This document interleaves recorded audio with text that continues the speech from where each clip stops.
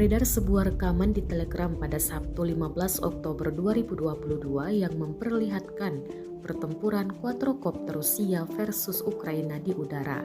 Dalam keterangan unggahan disebutkan, jaringan tersebut memiliki rekaman yang pertama dalam sejarah pertempuran udara antara quadrocopters.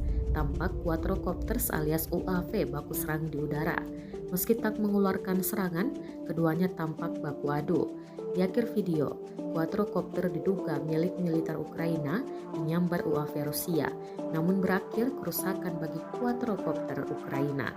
Diketahui, perang di antara pasukan militer Rusia dengan Ukraina hingga Minggu 16 Oktober 2022 terhitung telah berlangsung selama 235 hari.